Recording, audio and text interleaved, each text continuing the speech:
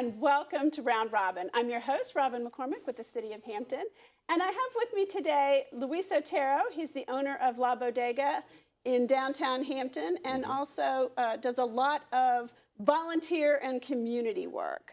Huge supporter of the Hampton History Museum, the Philharmonic, lots of other organizations. I try to get involved, yes.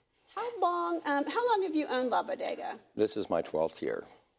And you guys are a deli, wine shop. It's a little eclectic. Yeah, it's a wine and beer shop with a deli in it and catering going on in there also. It's been there, I think, total is about 29 years under 3 owners. Georges Liqueur founded it. After he outgrew what I call Easy Go Wines, yes. This little wine store in the back of those. It was a housing redevelopment authority property. It had originally, as far as I know, originally it was an A&P, and I know people who were born in the teens who remember it as a child. So it had been an Atlantic and Pacific tea company for quite a while. I think in the late 60s it closed, and they moved to Hampton Center for the Arts and Humanities in there in the early 70s, and I actually helped move them in. And then when they built the new public library on Victoria, they turned the old Charles Taylor into the center, and of course they renamed everything the Hampton Arts Commission. At that time, the Hampton Redevelopment and Housing Authority let Georges Liqueur come in, who was like my grandfather of business. I mean, I learned so much from that man. I learned what I know about wines from him too. About wine and about life in general. And when he sold, Michael Long bought it, who was a Hampton boy also. And he had the Pottery Wine and Cheese Shop in Williamsburg, and he made this an annex of it. And he also got another one up in Midlothian. Then he eventually sold all those, and I got this one down here. Well, it's cool to have a wine shop on Wine Street. You know, what's better than that? Yeah, someone must have known something. So you, as you say, aren't really a native of Hampton, but you've lived here or grew up here on and off. How's that? I have lived, we moved here in 1962. Quite a while ago. So I went to part of my school here. I went to part up in Washington, D.C. Needless to say, I've been here longer than I've been elsewhere. How did your interest in, how did you get into the wine business? You're a musicologist. You were a professor at HU. I mean, how that's it. Well, it's sort of the finer things, maybe. And I will say, every now and then when I come into the store, you'll be on the piano. When I have a minute, yeah, I like to do that. It's a stress reliever for me. I grew up with wine. Both my parents were old world. And we had wine on Sundays with dinner. We stayed dressed like this after church. We couldn't get messed up and go out and play until we had our early dinner, and we had a glass of wine with dinner. I remember very well sitting out under the willow trees in the backyard after doing the lawn with my dad, helping him out and having a beer at 8 years old. Well, in Europe, people still do that. It's against the law here, but it's really a cultural thing. So having alcohol never was a huge fascination for me, but enjoying beer and wine and scotch, that I really like a lot.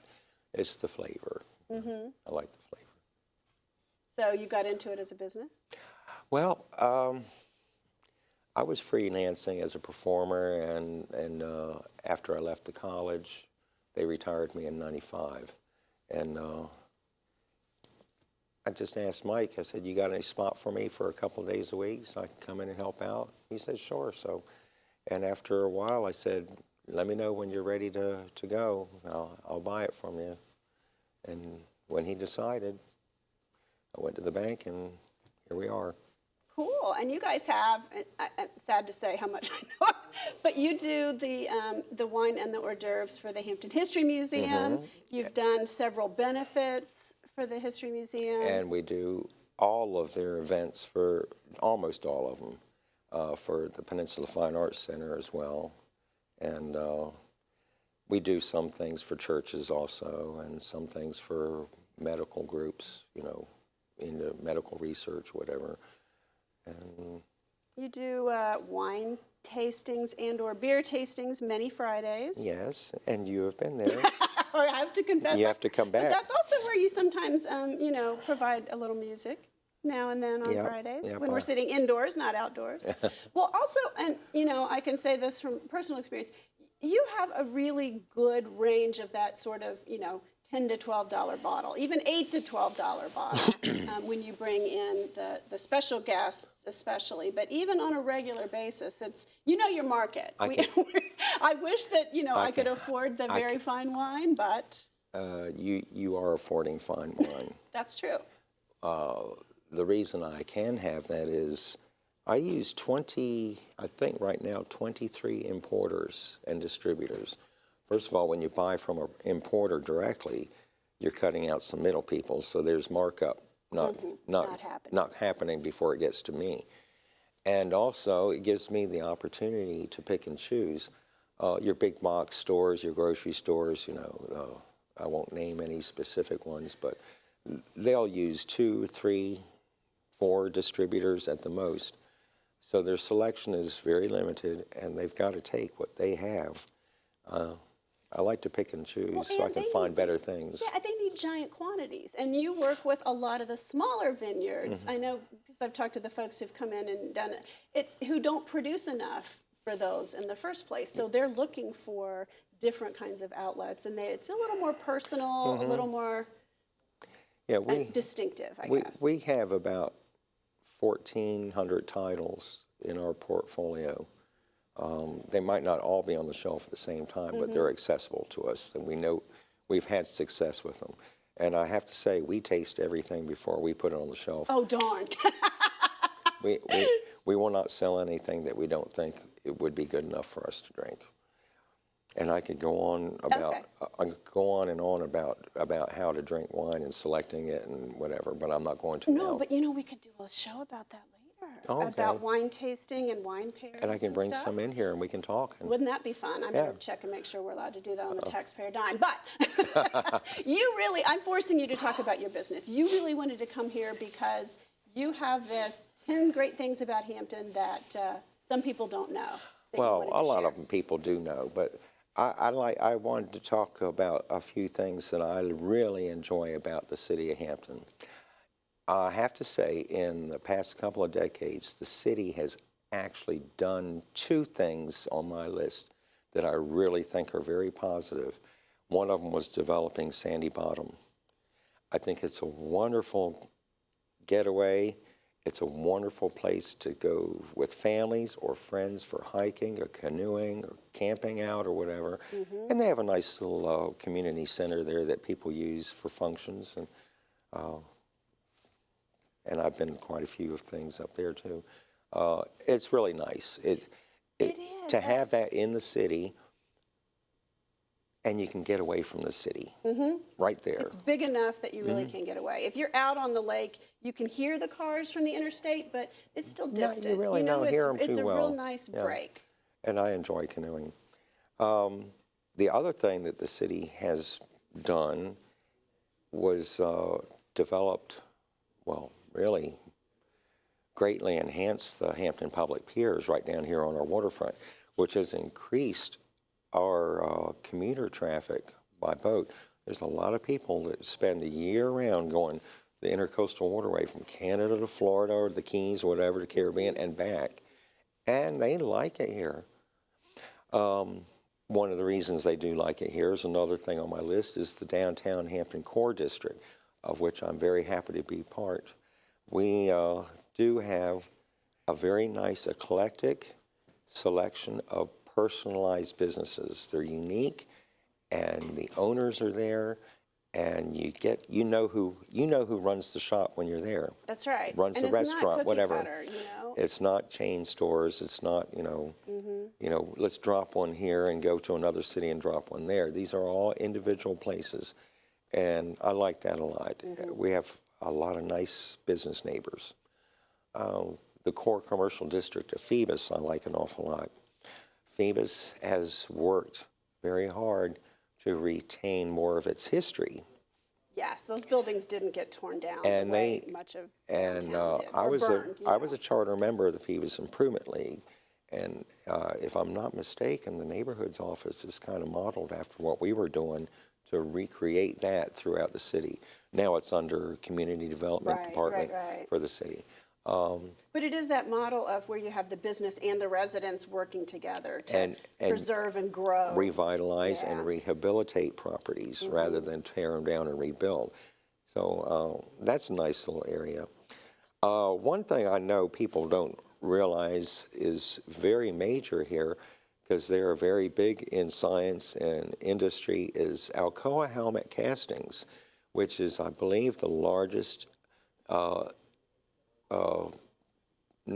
public, private employer in the city. And they work with NASA, they work with the military, they do a lot for the Navy, the Air Force, everybody. Yeah, they don't really seek publicity, but they are huge. They are huge. Employer, they give back to the community with donations. And their main facility, and I've done this many times because I'm out there quite often, is like 4/10 of a mile long from one end to the other. It's a big building. So they're a major part of the city. Of course, Fort Monroe is a gem for the whole nation, as far as I'm concerned. Yes. I mean, we know Eisenhower had that determined and signed it into law in '51, I believe, that it was a National Historic Landmark and Monument, whatever. And the buildings and the history, it's just incredible out there. And the beauty of the landscape, most of it is quite nice. I think that is unique in the whole country, that for 400 and could be 400, it's a little older than the city of Hampton. Actually, it was first manned before Jamestown was founded.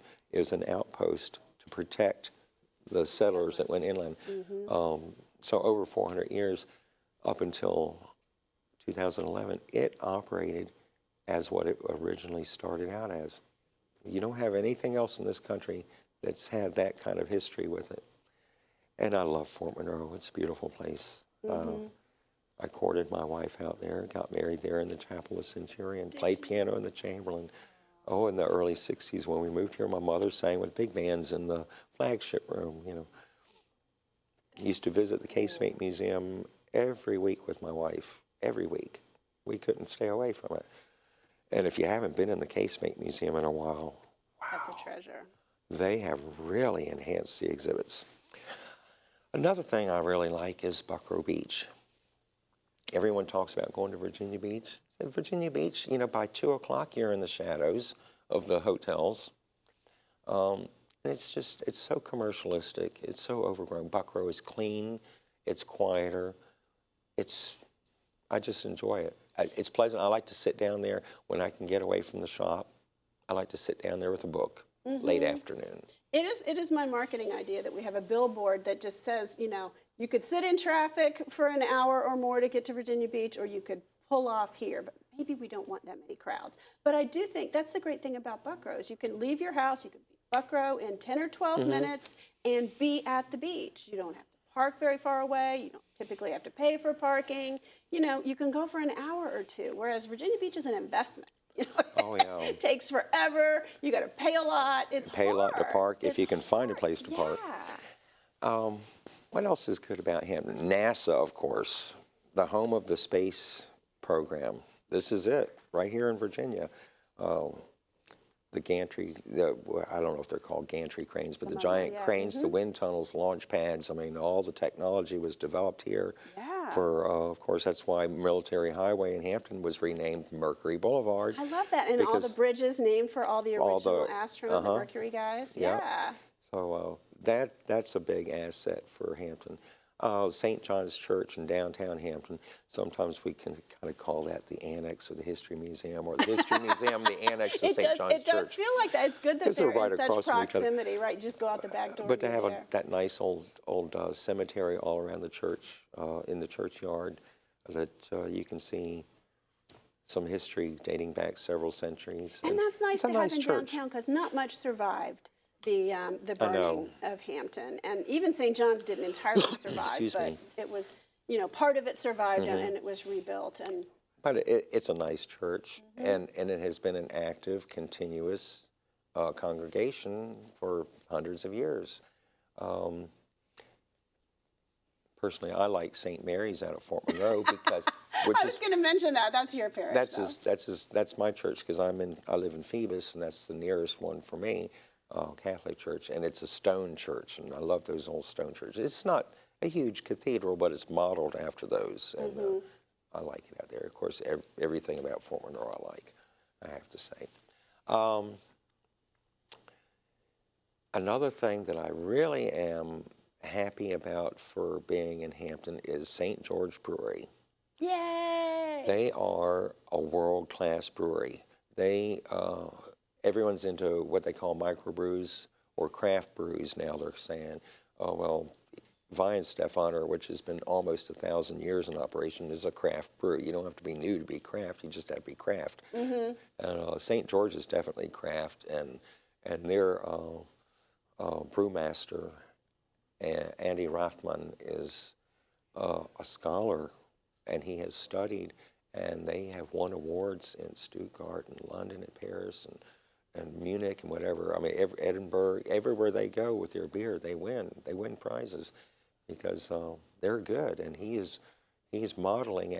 He studied there, and he modeled after the old traditional styles that have lasted. So I'm happy to have someone like that in Hampton. I think they're a big asset, a cultural asset as well as an economic asset. Right. There was something else, fleeting thought in my head, and it's run Hampton Institute University. A huge asset, obviously. It's a huge thing in Hampton.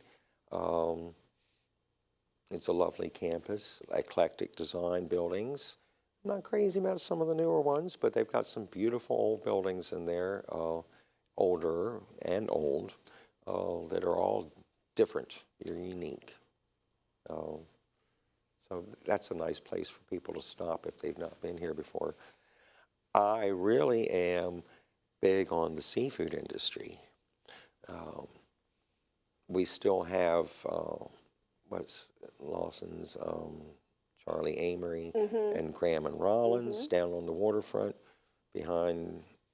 on Rudd Lane back there. People don't know they're still there, I don't think, because there's not a lot of retail. It's been covered there's not up. a restaurant, associated with it anymore. Like, back in the day, there was Chesapeake Bay Seafood Kitchen down there, and people don't go back there. Yeah, they're covered up, but people need to realize that they are there. Hampton is still Crab Town. I want people to know And that is what rebuilt Hampton after the Civil War, was the seafood industry. Oysters and crabs. We ought to be primarily. celebrating that. When we got here, they still had the huge oyster mounds at the end of South King Street. I might have been the Darling family, whatever. I think it was, yeah.